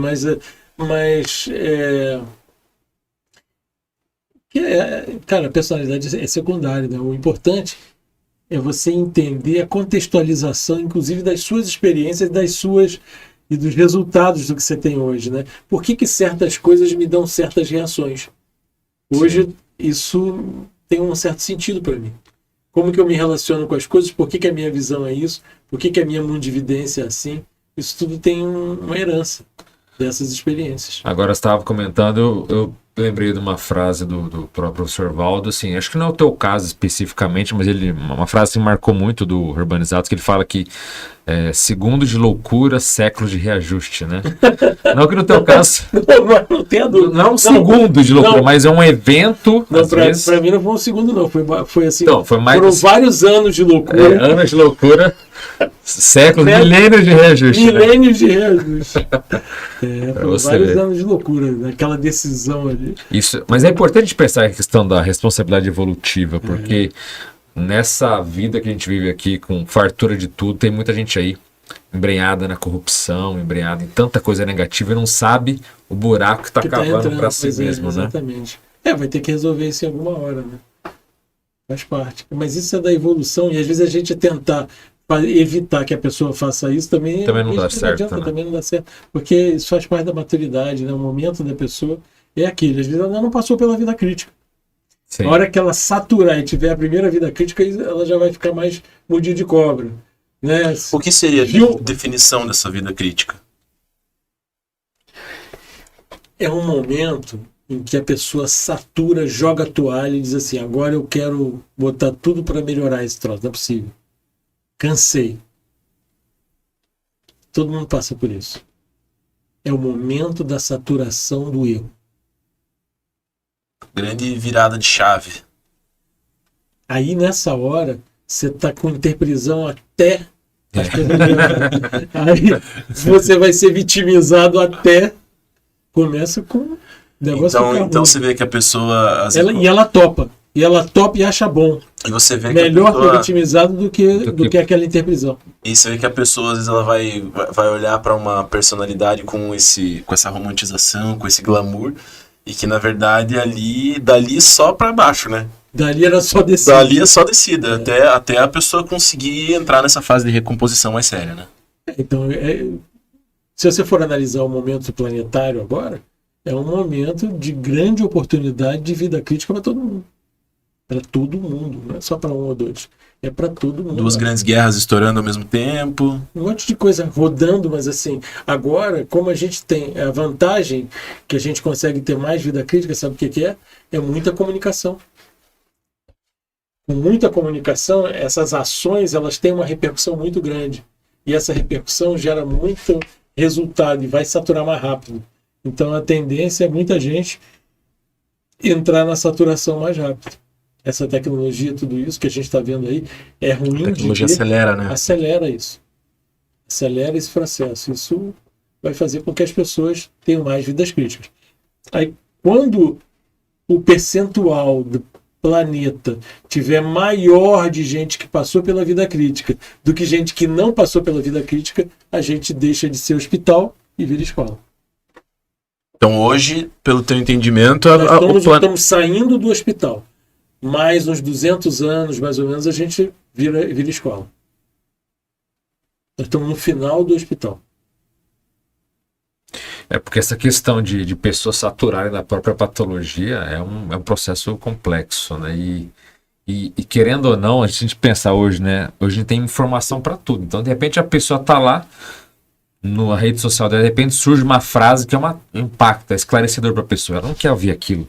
Então, de repente, ela é bombardeada eventualmente por coisas cosmoéticas, coisas mais evoluídas, a pessoa entra naquela crise, fala, pô, mas eu não quero ver isso aqui, e de repente aquilo impacta. Então, Antes não tinha isso. Não A pessoa tinha estava no meio do mato, É acabou. verdade, Alexandre. Isso também. Até o próprio ambiente pressiona mais o processo de saturação. Eu vejo, por exemplo, tem muitos exageros até da sociedade, tipo assim, é o politicamente correto, que é errado, eu acho que não é correto por uma série de questões, mas faz a pessoa refletir, faz ela entender, Sim. ver as próprias hipocrisias. Então, Sim. chega uma hora que a pessoa também fala, nossa, eu sou uma pessoa, às vezes, né, fala, a minha visão é ruim de mim mesmo, porque eu não consigo tal, mas... Querendo ou não, acho que, como você falou, né? A informação, ela cria esse processo. E a gente que trabalha com evolução tem que entender também os surtos, né? Porque nem todo mundo está preparado para isso. Às vezes a pessoa vai surtar, né? Ela vê mensagens positivas, coisas equilibradas, e a gente tem que estar num processo... Não, mas esse surto, nesse momento, ele é positivo. É o momento da ruptura. Sim, É o momento, entende? Tem várias formas da gente saturar. sim. Entende? Sim. Às vezes, dependendo do surto, ele é maior. Ele faz parte de uma crise positiva, uma crise de crescimento. E falando Tem surtos e surtos. falando em crise entre prisão, eu queria perguntar uma coisa que eu acho que é um assunto... Qual que é a tua visão, por exemplo, do que se fala sobre expiação? Porque no meio religioso tem muito... Não, essa vida expiatória... Como é que você vê essa questão aí? Olha, rapaz, espiar para mim só com S. Com X não rola. Espiar a guerra ainda, né?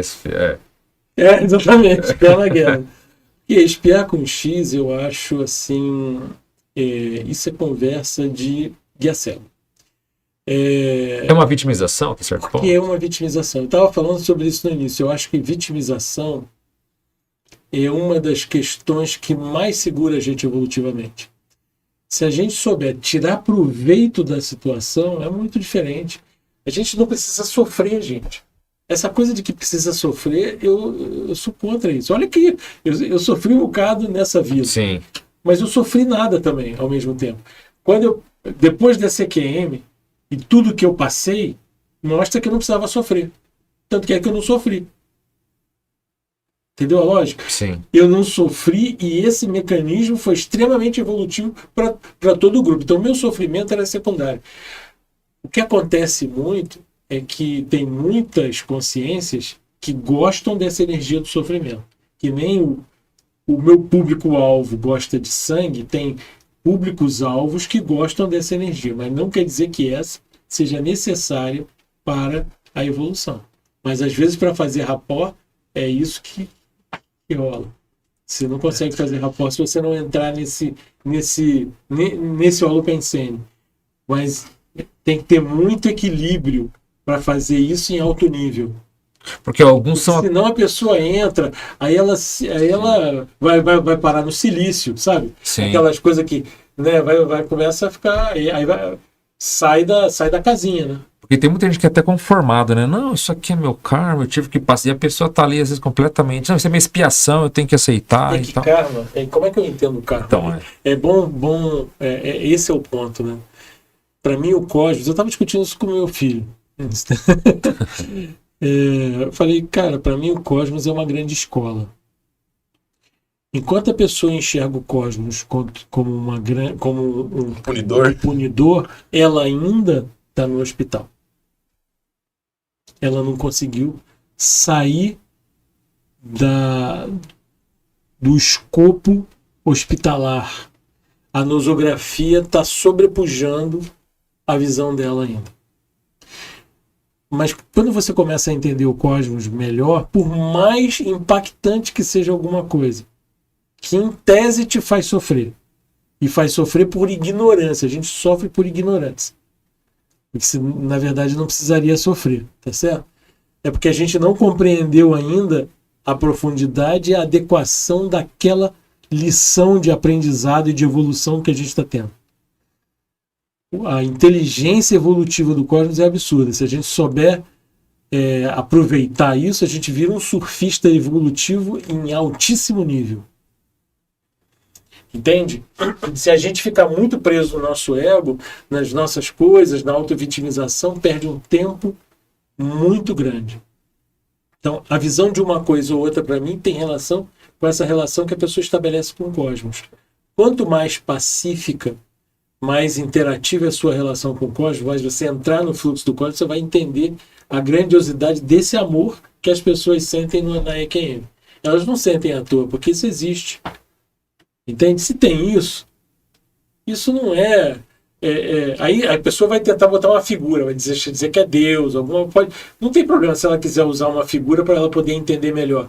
Mas eu entendo isso como o próprio equilíbrio do cosmos. Isso está dentro da gente. Nós somos microcosmos. Como microcosmos, nós não dependemos de sofrimento, nem vamos fazer sofrimento. Nós estamos sempre aprendentes. Nós estamos sempre em evolução, sempre aprendendo.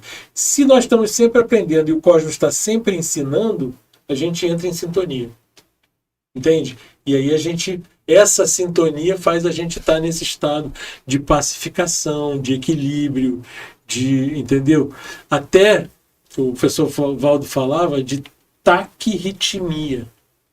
Você entra num estado de velocidade muito grande dentro do processo cósmico. Essa taquirritmia é aquele negócio que eu estava explicando da visão dos quadros e a taquirritmia da experiência que a gente tem quando sai do corpo de mental soma. A experiência de mental soma. Essa taquirritmia é a natureza do cosmos.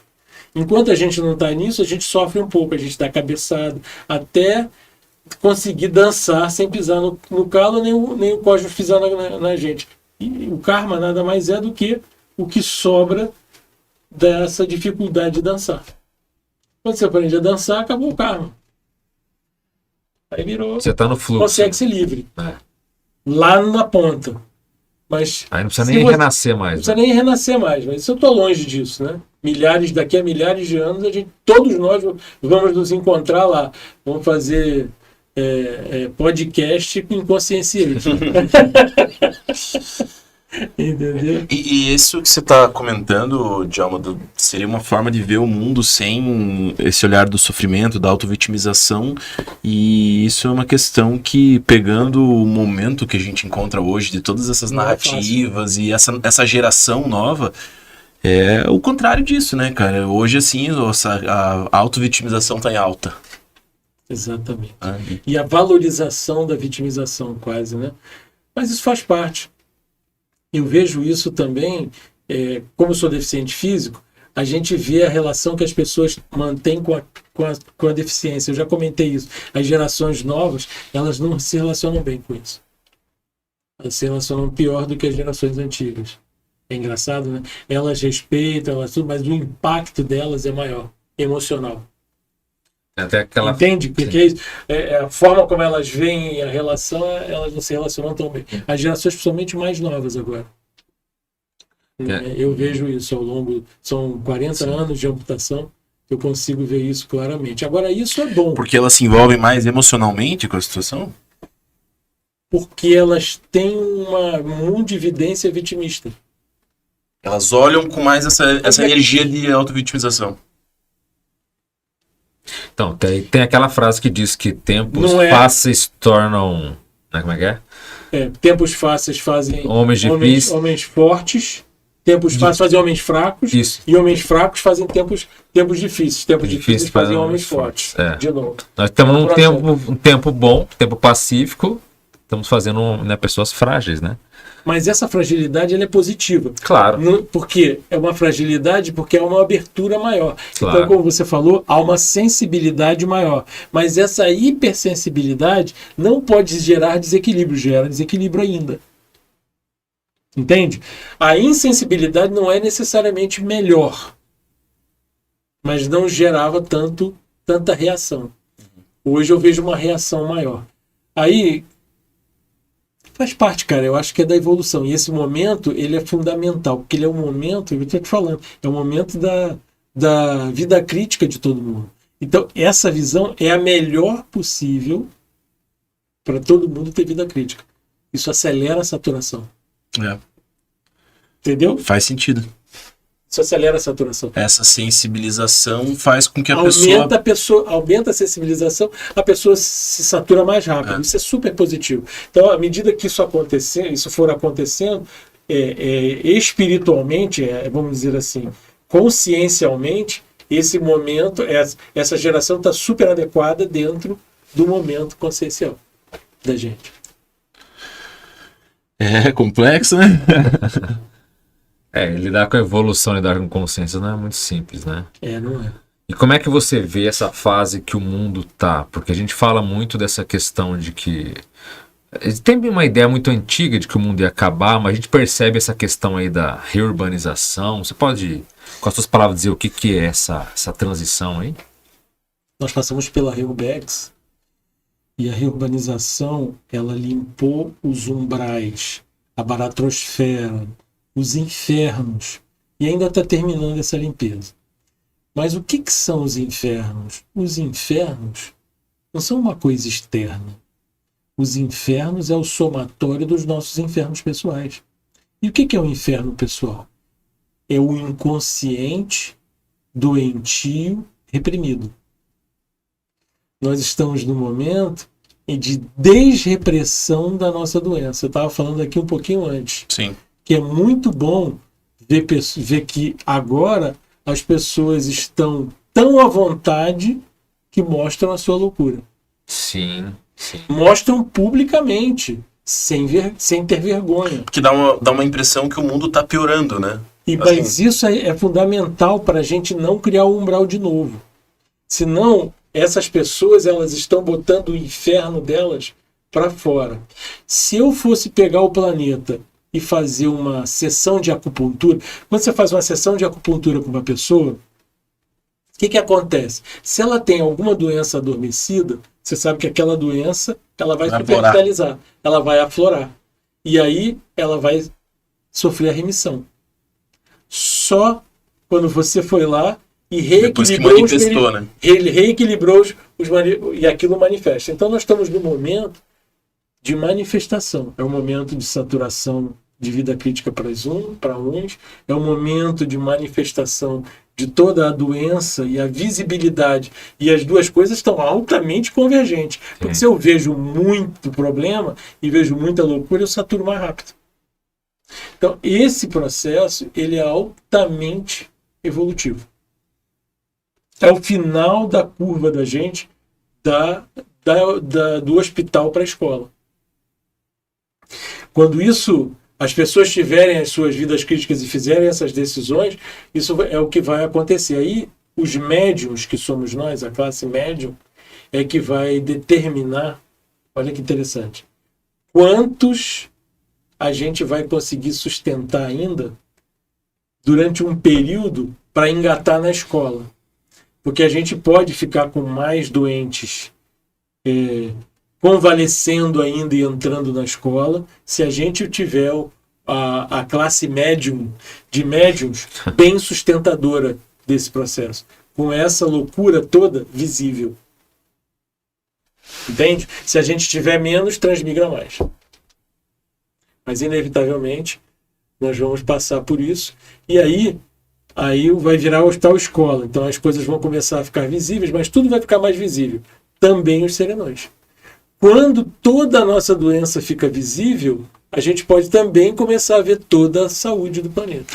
Isso faz muito sentido, dá pra fazer várias analogias com isso, né, Dion? Porque a única forma da gente, no nosso caso mesmo, assim, né, se a gente não consegue enxergar quem somos e onde estão nossos pontos fracos, onde está nossa sombra, a gente não consegue tratar isso.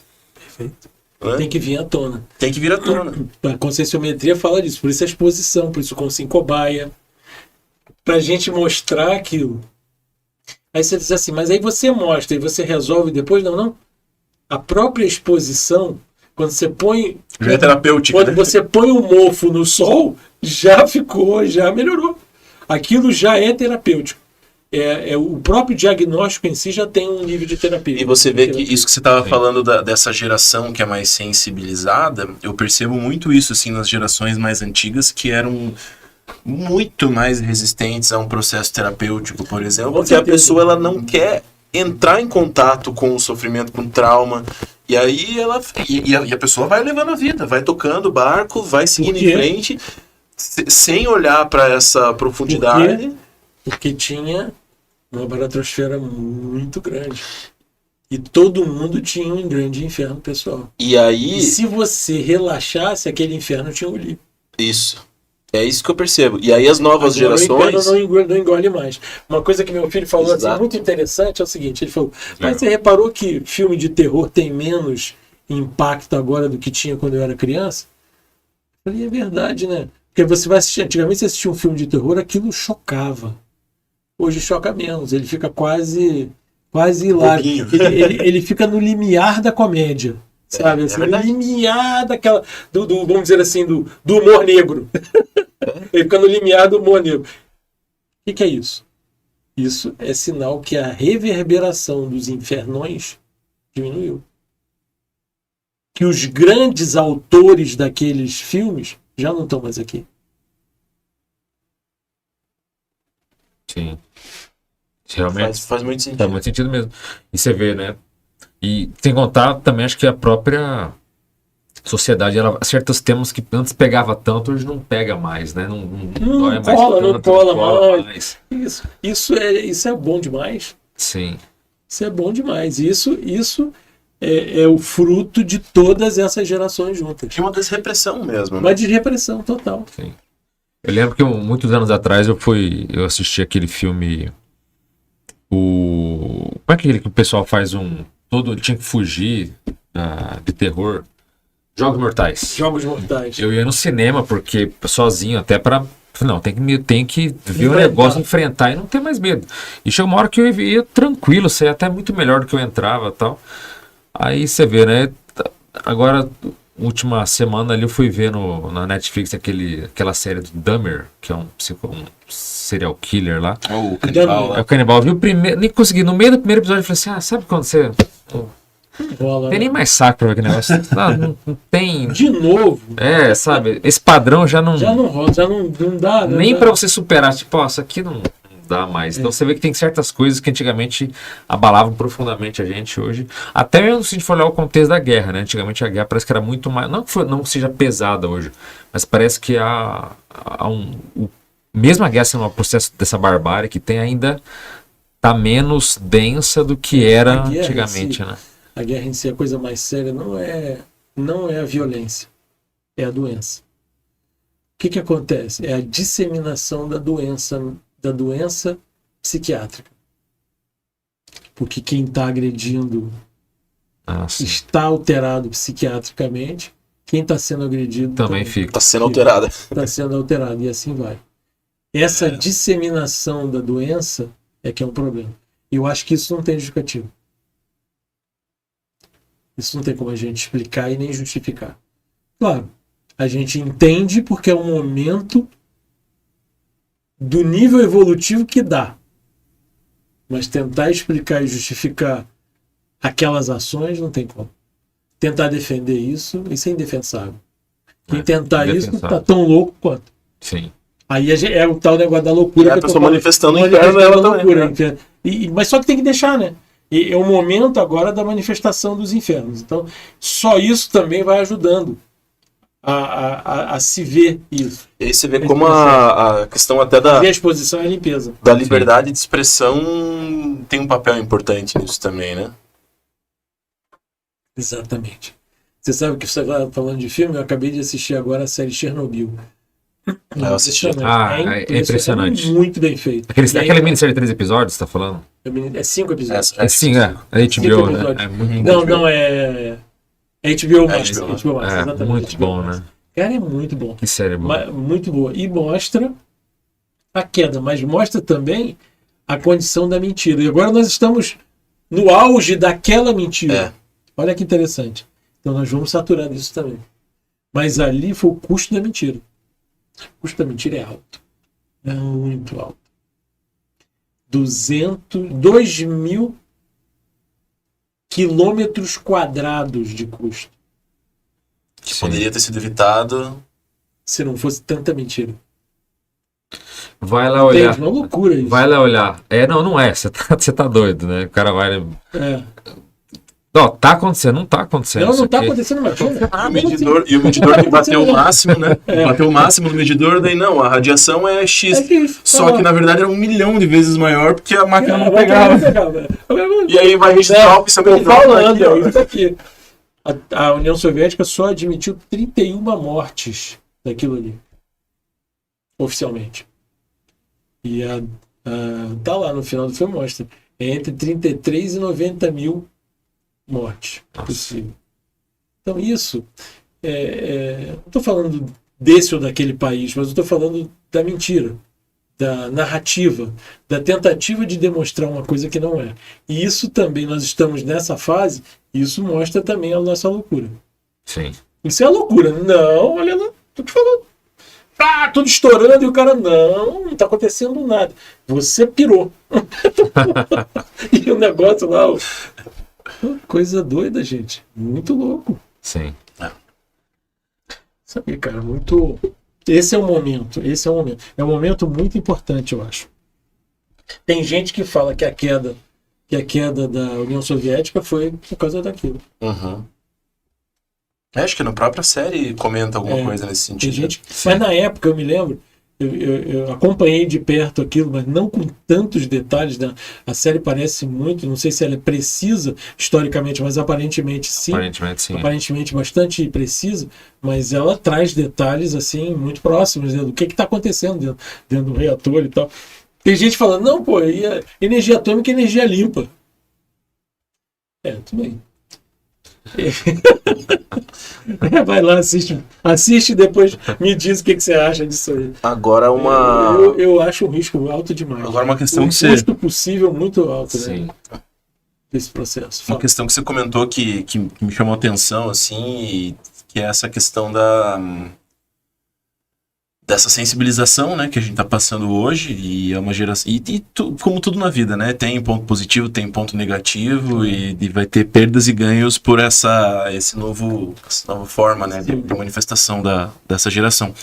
Mas, por outro lado, essa geração, ela tá investindo muito em saúde mental, em autoconhecimento, em terapia, e isso que ajuda muito, né? Em alimentação, coisas que as nossas gerações... Cada geração se preocupou com uma coisa. Por exemplo, a minha geração se preocupava muito com a droga. Por quê? Porque a geração anterior morreu Janis Joplin, Jimi Hendrix. Então, a minha geração foi... Reprimiu muito isso. Reprimiu a droga. Reprimiu muito isso. Aí a geração... Que a minha geração não reprimiu o álcool. Aí, acidente com álcool, dizer que a geração a seguinte, a minha, reprimiu o álcool. Aí a geração seguinte a essa está se preocupando com obesidade. Então, cada um vê o problema da geração anterior e vai se ajustando. Eu acho essa evolução super sadia, né, cara? Super sadio esse processo de preocupação e de foco. Em algum elemento que possa ajudar a humanidade. E é impressionante essa... É extremamente sadio. Por mais que a abordagem às vezes possa não ser, porque a gente vai errar, não tem jeito de acertar em tudo, entendeu? Sim. E aí você pega, por exemplo, essas ondas de ansiedade, depressão, TDAH, então, assim, tá aflorando muito isso e muito diagnóstico e muita gente se preocupando com isso. Daí as gerações mais antigas olham para isso e falam assim, isso aí é tudo frescura, isso aí é tudo... Né? Então você vê essa diferença geracional tendo dificuldade, né, uma com a outra, assim. Mas é que a geração antiga, ela é a geração que tinha baratrosfera. Você tem que pensar assim. Para você viver tendo baratrosfera, você tem que segurar na unha. Essa não tem que fazer isso. Está numa fase que não é para ter baratrosfera. Então você não pode mais segurar na unha. A realidade é outra. E eu não posso manifestar isso. Ninguém pode saber que eu tenho sombra. Ninguém pode saber que eu tenho sofrimento, fraqueza. Né? Tem muito disso nessas gerações mais antigas de não poder demonstrar fraqueza. Exatamente. Né? É uma coisa de... Né, os meus avós, eram assim. Pô, eles passaram por guerra. As gerações que tiveram isso é diferente. Né? É uma condição muito complexa. E claro, a gente fala de uma geração aqui no Brasil, né? Agora vai ver como que funcionam as gerações ali em regiões que estão vivendo muitos anos em guerra, ali na faixa de Gaza, por exemplo, é uma outra dinâmica completamente diferente. Completamente diferente. Na África, né? Eu acho que o que falta muito para o planeta, o que a gente pode contribuir, acho que é o nosso papel de divulgar também, que a gente fala da própria ciência da consciência, os fenômenos, porque Pois é. tem tanta abertura como nunca se teve e a gente deveria ter, acho que, um papel muito mais efusivo para as pessoas saberem que existe experiência fora do corpo, que existe domínio de energia, que existe, né, E que como tudo isso pode auxiliar exatamente, a gente a lidar com a vida humana, né? A vida humana serve, sim.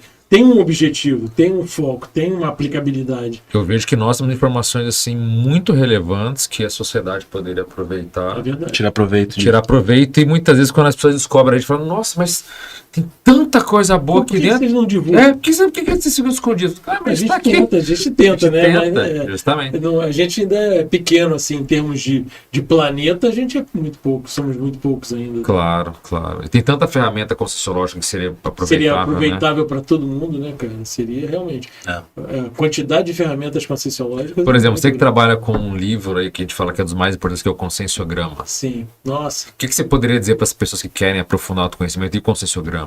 O conscienciograma é um caminho para esse estado que eu estava falando na EQM. A base do conscienciograma, a ideia do conscienciograma é assim.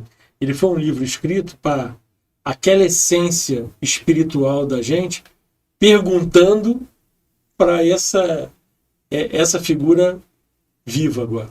Então é uma ginástica de paracérebro, é uma expansão da sua identidade. Pra você resgatar essa essência. Para resgatar essa essência. É uma essência, trabalhando com a essência desse processo. Isso é impressionante. E quanto mais. E aí as equipes todas estão nesse processo junto, né? Então as atividades vão fazendo a gente se aprofundar para ser mais a gente. A gente aprende a ser mais a gente. Existe casos que apenas uma pergunta, um item pode fazer a pessoa ficar reflexiva Por muito tempo. por muito tempo. Cara, um item às vezes que a gente lê, às vezes eu leio uma folha de avaliação, eu fico uma semana ou mais impactado com aquelas perguntas, e aquilo volta, e você vai repensando, e essas reflexões vão fazendo a gente se aprofundar na nossa realidade interior. A gente vai se aprofundando autoparapsiquicamente. É como se fosse um mergulho autoparapsíquico. Né? Para você acessar o seu paracérebro, você tem que fazer um fenômeno parapsíquico. É coisa engraçada, né?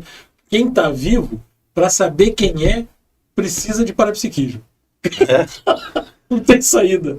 Então, E essa talvez seja o suprassumo do que é o parapsiquismo, né? exato. É você É o conseguir intraparapsiquismo se aproximar da tua essência. Qual que seria a maior utilidade do parapsiquismo? É você saber mais sobre você mesmo e sobre o mundo que está em volta de você. Esse talvez seja a essência principal. Aí depois você vai começar a ver como você interfere e as outras consciências interferem em você. E essas interações, a importância e a qualidade dessas interações é fundamental também. Isso, para mim, essas duas coisas, se a pessoa aprender a mexer com isso, só nessa dinâmica, nossa, entende? Né? Coisas Sim. básicas, tipo estado vibracional. É. Isso tudo vai ajudar o indivíduo, sinalética, né? Tudo muda completamente a forma da pessoa viver. Uma experiência fora do corpo, potencial que tem, né? Cara, um potencial incrível, né? Sim. Um potencial incrível. Eu tava assistindo uma série outro dia, e aí eu tive uma experiência fora do corpo com um ator da série. Olha só. Coisa séria mesmo, sim. Cheguei no último capítulo e eu fui. E aí foi engraçado que naquela experiência eu vi que durante toda a série eu tive várias vezes com o cara fora do corpo. Isso, sabia um monte de coisa dessa pessoa. Naquela projeção, entendeu? E aí você vê como é importante a gente saber de experiência fora do corpo e como que a gente às vezes não leva a sério o fato de você estar vendo um filme. Aquilo vira um rapport que leva você a interagir com aquela consciência. Interessante, eu estou falando disso, eu lembrei, no dia que morreu o marido da Sandra Bullock, no dia que morreu, eu tive uma projeção. E aí eu vi o negócio acontecendo. E depois eu vi a notícia, rapidamente, assim, na internet, uma notícia, mas isso não tinha sido mostrado publicamente ainda. Eu senti o processo, entrei na coisa e fui lá ajudar a consciência. Sempre que eu estou lembrando disso agora. Eu estava no Panamá, vim em viagem no Panamá, totalmente, não tinha nada a ver. Aí eu falei, se eu tivesse essa experiência assim, escrevi para ela. Depois, quando eu fui ver, o marido dela tinha realmente dessomado. E eu nem sabia que ele já estava doente há um montão de tempo. E tal, e foi o processo da dessoma dele. Foi nos dias, não faz muito tempo agora.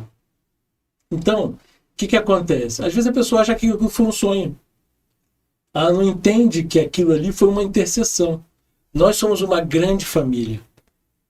Entende? A Sandra Bullock é fácil de reconhecer porque é uma pessoa conhecida. Mas eu devo ter feito com um monte de gente que eu voltei, anônimo, a cara da pessoa é anônima, eu não vou juntar 6 com meia dúzia. Não tem uma notinha lá. Não tem uma notinha falando. A Sandra Bullock é um caso que dá para reconhecer. Esse outro ator também, são figuras conhecidas, né? Mas acontece isso com um monte de outras caras que eu não sei dizer de quem é. E pouco importa, né? No final das contas. Não, pouco importa. É que nesse caso dá para você conferir. Aquilo ali deu para eu fazer a conferência da situação. Mas que eu digo assim, pouco importa. importa. As pessoas às vezes não dá. Pouco importa porque a gente tá nessa teia, nessa família e o tempo todo se ajudando, né? Não é porque era a atriz ou tal, não é isso. O importante é a vantagem, às vezes, a Equipex faz você lembrar, porque dá para você conferir. Conferir, né? Confirmar. Inclusive, falando em filmes, tem um muito bom. Quem nunca assistiu é o Awake. Vocês já viram? Não, cara.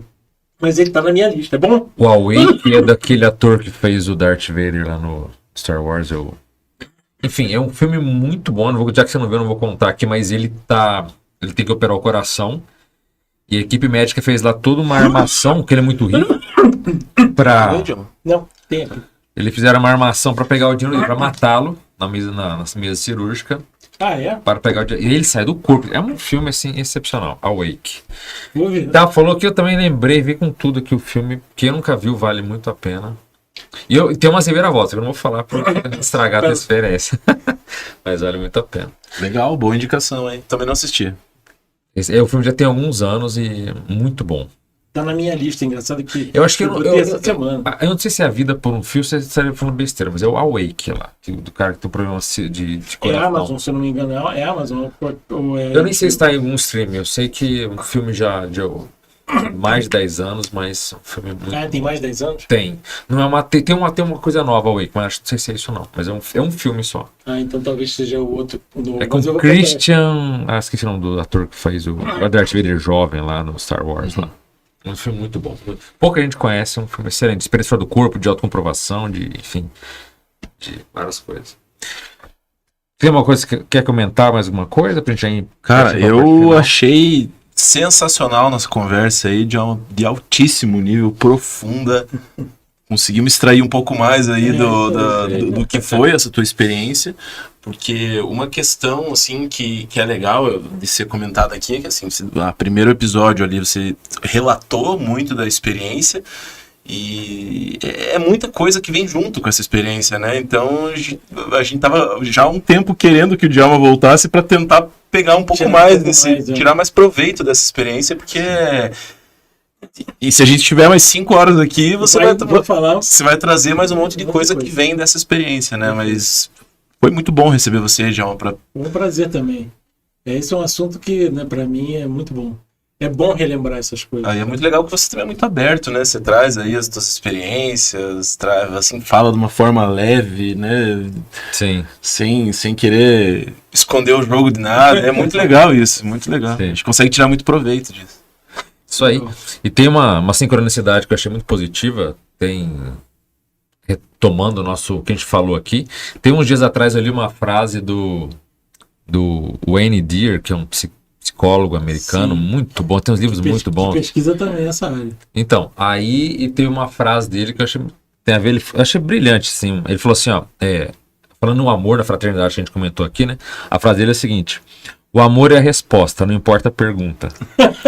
Bacana. Muito bacana. Se a gente for olhar a essência das coisas, tudo é fraternidade, tudo é amor. Então, acho que veio casar com o que a gente falou aqui, né? Então, já muito obrigado pela sua presença. Agradecemos a todos que estão aqui com a gente. Lembrando, curta o vídeo, se inscreva no canal para saber não só de outros temas que a gente fala aqui, além da EQM, mas que vai vamos poder te ajudar no teu crescimento, nessa expansão da tua consciência. Então, obrigado a todos, forte abraço e até a próxima. Valeu, pessoal. Valeu, gente. Obrigado.